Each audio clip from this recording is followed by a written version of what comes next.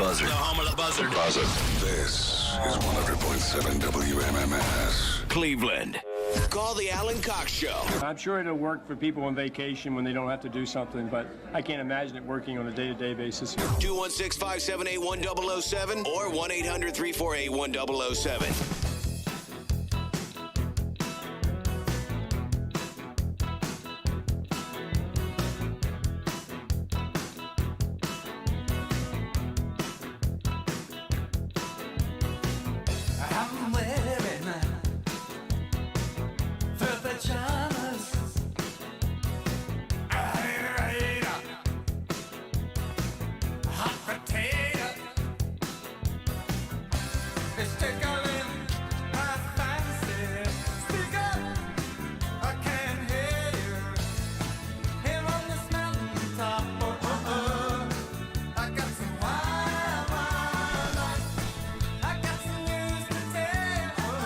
Today is National Wildlife Day. I saw.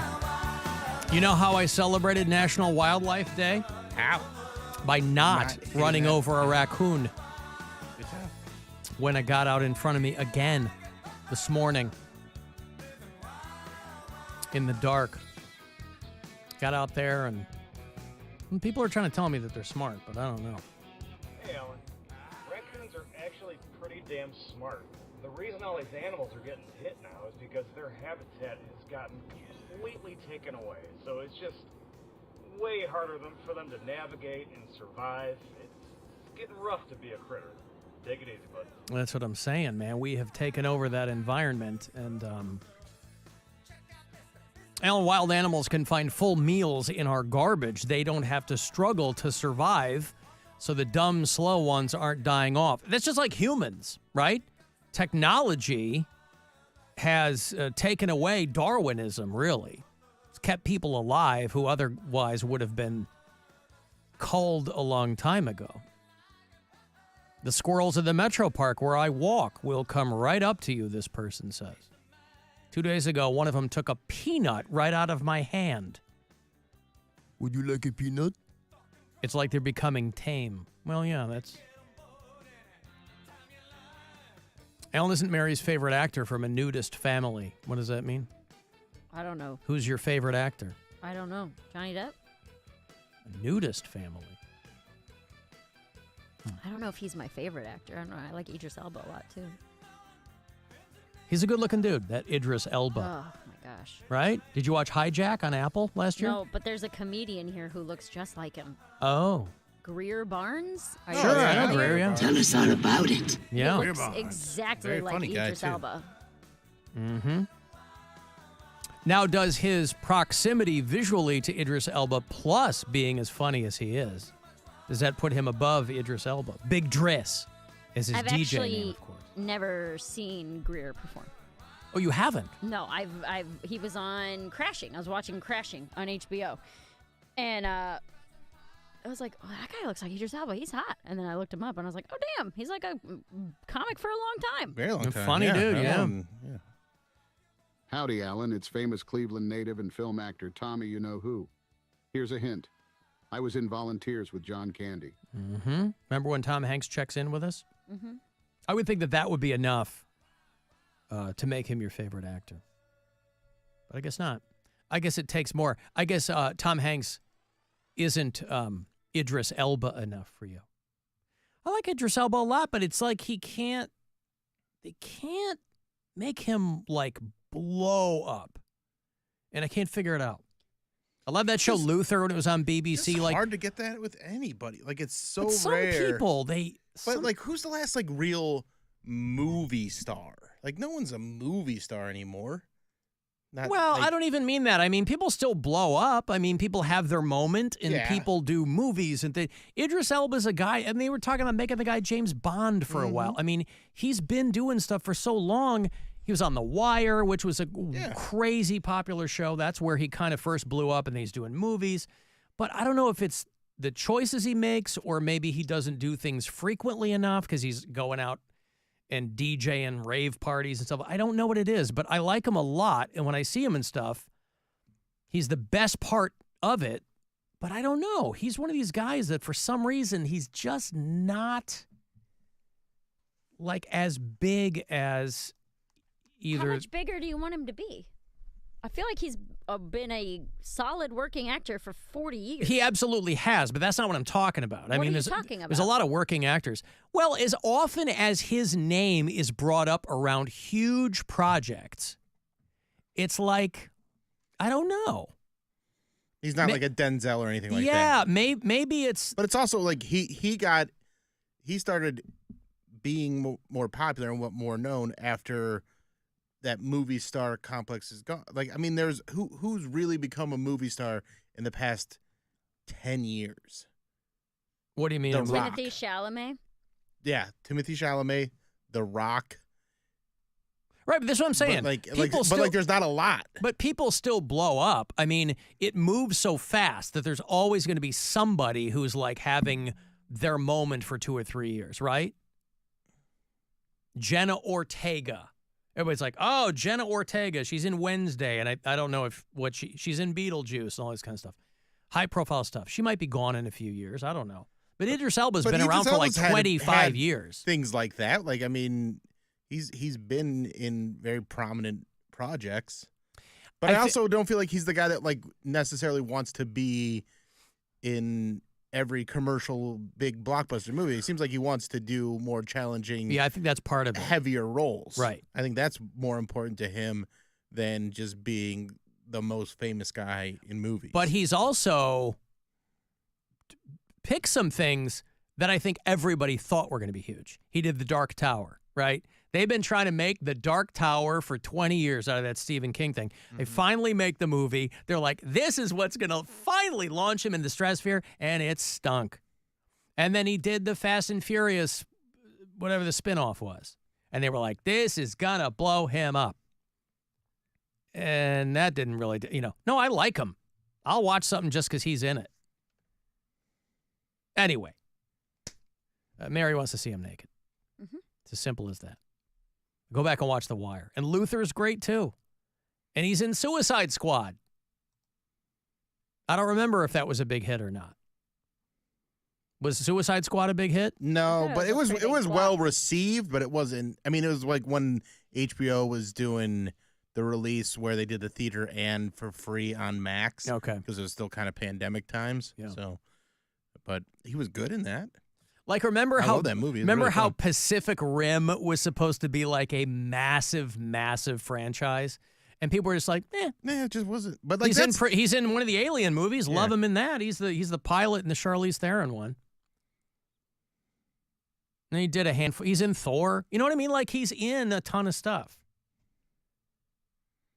But I don't know. We got to get Big Driss all up in Mary's grill. Big Driss. It's his DJ name. Big Driss. Yeah, it's short for Idris, Mary. Are you writing this down? I can hear it. All right. I know that I'm not going to go so far as to say that we've given up on this, but it certainly is not as prominent as it initially was. Bill updating his stairwell fart. And it might not be necessary now. A couple of people have sent me this, and I know that it's not yours, and maybe you've seen it. But the guy who really, really blew one out in the stairwell. Have you seen that video? I'm sure people have sent it to me. I got a lot of fart videos. I'm sure you get way more than I do. The caption is, "Bro just lost 2 pounds from a fart." And it's long and it's gross. And I don't know how new it is, but a handful of people have sent it to me. And listen, as far as stairwell farts go, I'm going to be Team Bill. I'm not saying. Appreciate that. Appreciate the support. I'm not saying, but this is pretty impressive, really.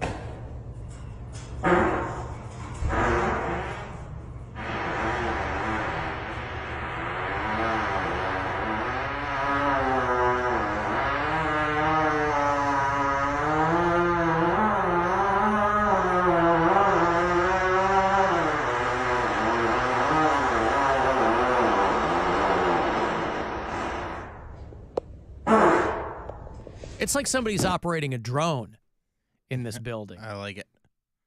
That's also go to the doctor. whoever that was. You need to go to the doctor. That's not good. You need to You shouldn't be farting that long. You need to consult a funeral director. You're dying. Here's Bill's.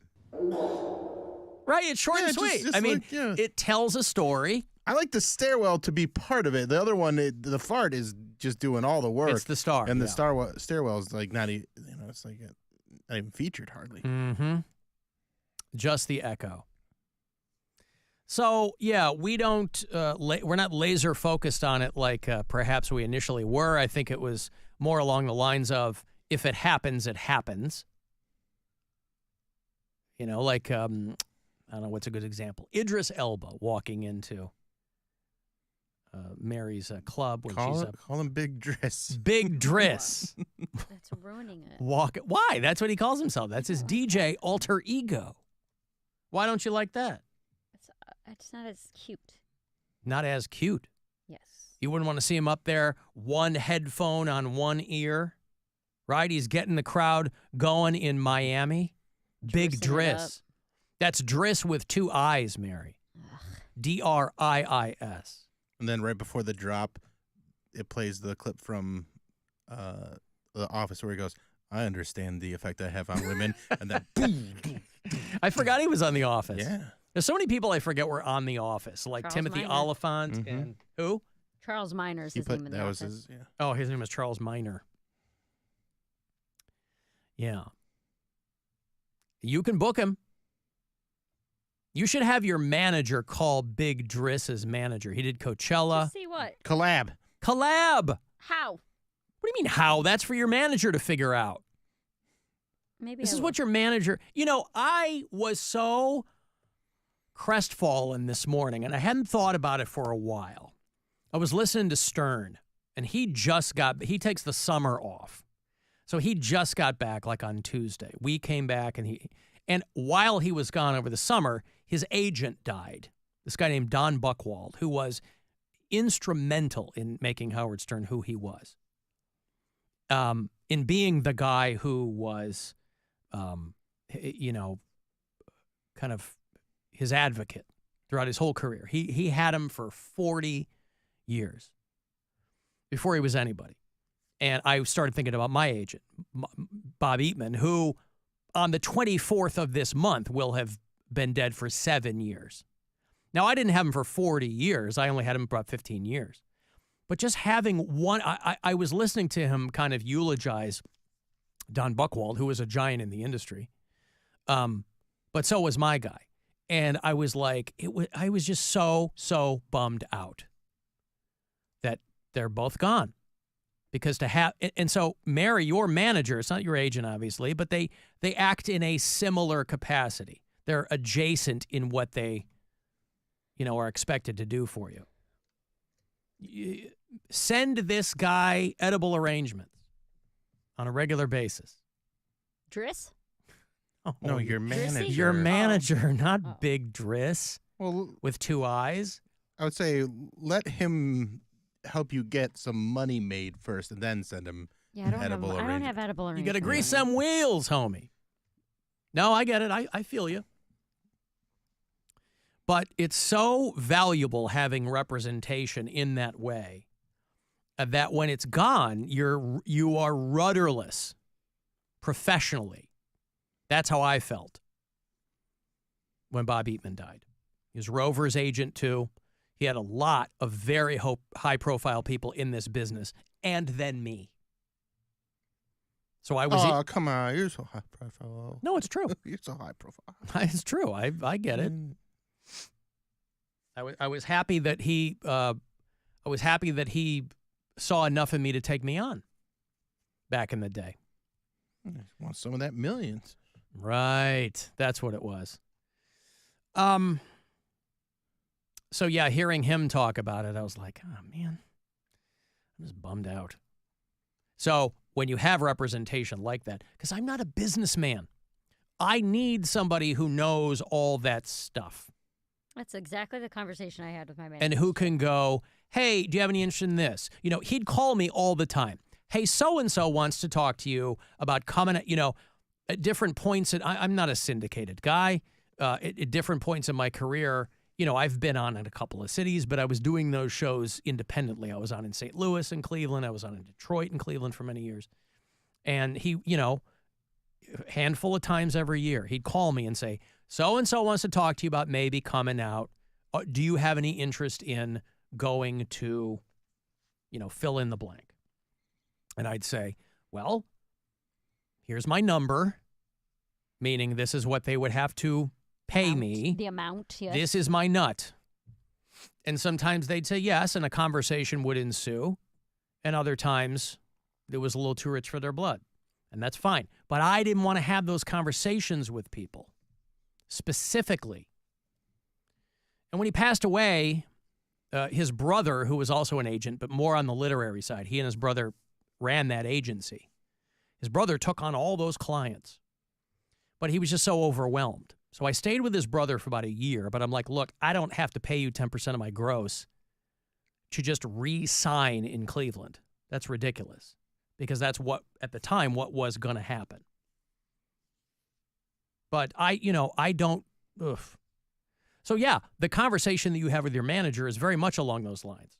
You're like, I don't want to talk. You know this stuff. Yeah. Right? Like, I know enough of it, but I don't want to have those conversations. I want a buffer. I need a layer between me and the people who are trying to screw me. Because that's invariably what it is. So tell him to get you some edible arrangement money. And then start sending him. First of all, find out where he is on the pineapple spectrum. On the tongue, the bromelain part, not the swinger part. Right, obviously. Is your guy a young guy? Yeah, he's probably around my age, in his 30s, yeah. Late 30s. All right. But yeah, I told him, I was like, because when he was asking me when I was like, I want more money, I was like, I don't even know how much money I should be making. It just feels like this is definitely not enough. And that's why I was like, you have a better grasp on what everyone else is making than I do, or what people above me are making, So you figure it out. Yeah. Isn't it more like, whatever people that can sell tickets are making the most money. Obviously, right. But the fact that comedy clubs are still paying or trying to pay $200 per show to headline. Yeah, so I mean, that's going out for a 5-show weekend for $1,000 and no airfare doesn't make sense from Cleveland or from New York, right? Because my flight costs $500. So is that what everybody's getting paid, or is that what I've been getting paid because I haven't asked for more money? Are other people getting paid $2,500 a weekend? There's a lot of people that are getting there's a lot of people getting what you are getting. They have no other option than to just go and try and sell merch and stuff and make money. That's what I've been doing for 12 years. So if he can't help me get more than that, then what am I doing here? If you're not doing more for me than I was doing for myself, there's no reason for this to be a professional relationship. Right. Why should I pay you a cut if you're doing what I did? So that's basically what our conversation was about today. Was like, hey, here's all the clubs I work. Here's how much money I make on them. I need you to figure out how to make that number be higher, because this is what I'm doing on my own. Your job is to boost my career. So do it. Right. Because the most anybody can say is no. Right. But if people keep saying no, then you're like, well, there's got to be some forward momentum here. Right. Exactly. Yeah, we were just talking about basically that, and then starting a podcast, or not branding, but what can I do to further push my career in the direction I want it to go, And his suggestion was, you could join the 8 million people doing podcasts. Well, he's got a very, very close deal with Patreon, and his management, the management firm that he works for, and specifically him being on the comedy side of it, he's like, let's sit down with Patreon for a meeting and see if we can't make something happen there, and blah, blah, blah. So I've never worked with anybody on the industry side. So there's parts of it where I'm like, this sounds great. Obviously, everybody wants to make money. How can we do that? And then there's parts of it where I'm like, well, I don't really know what you're asking me for. Like, what would I put on Patreon that I wouldn't put Your feet? Your feet. on Insta? Well, that's what I said. I said that completely unironically, and he laughed at me. I was like, I am not joking. I was like, if I did like a weekly podcast for $5 a month, I would do feet pics for $50 a month. And he was like, are you serious right now? I was like, I am dead serious. I was like, I don't know if you've ever had your plug at Patreon be pitched to that before. But Podcast is short for Podiatry Cast. right. I got to take a break. If you want a trip to Vegas, I'm going to have one for you at 5:30. There's another keyword that's $1,000 out of the gate.